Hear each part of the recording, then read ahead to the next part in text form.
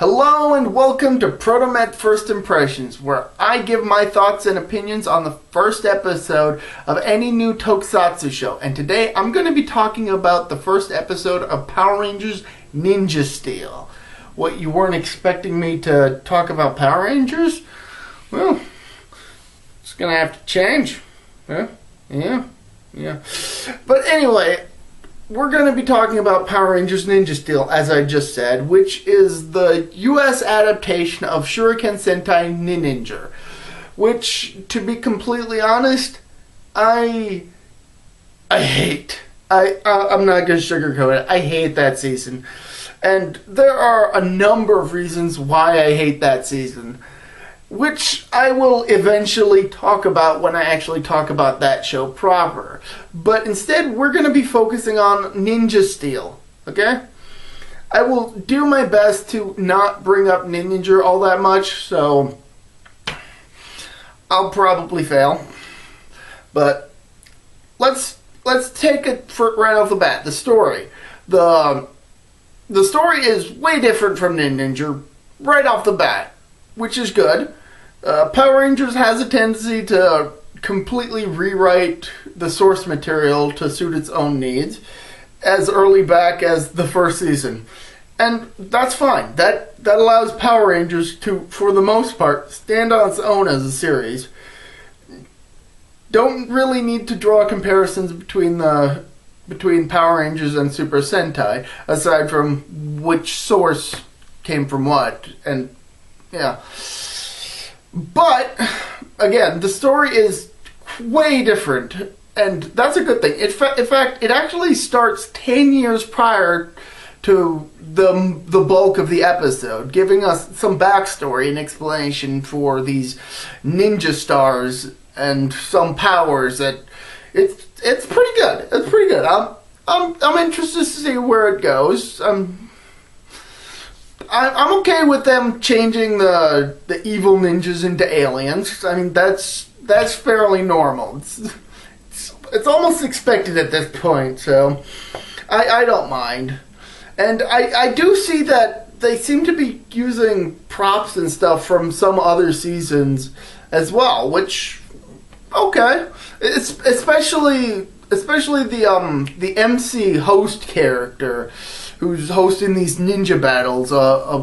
He seems to be a cobbling of a couple suits, one particularly from the unmade season Tokyuger, which I hope that gets at least partially adapted, just because I like that season, but I digress.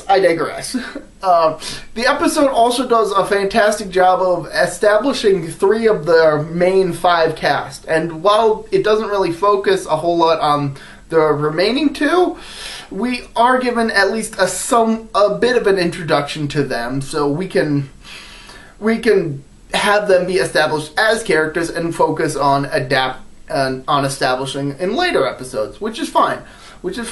And in fact, the fact that the character development that we've gotten for the first 3 characters that the episode focuses on actually does a better job of establishing these characters than Ninja did in its entire season. But again, I'll focus on Ninja when I'm actually talking about Ninja. I just felt that on its own already gives Ninja Steel big ups for me.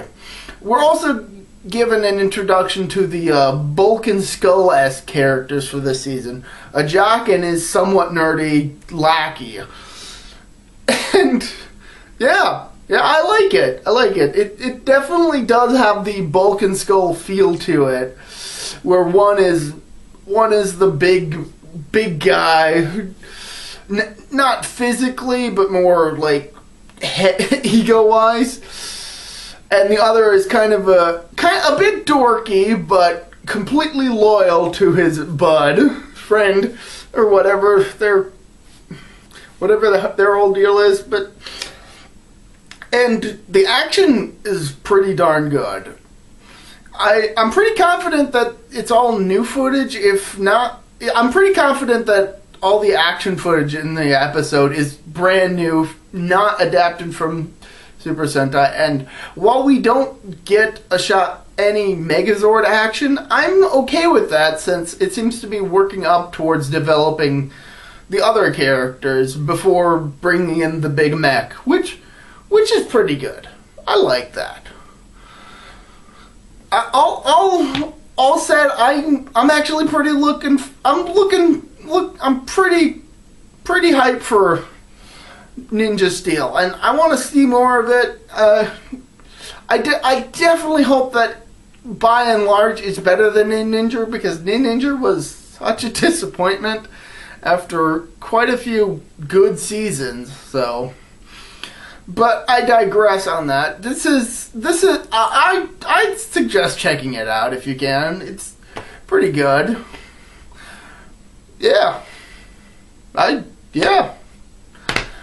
For ProtoMet's first impressions, this has been me, ProtoMet.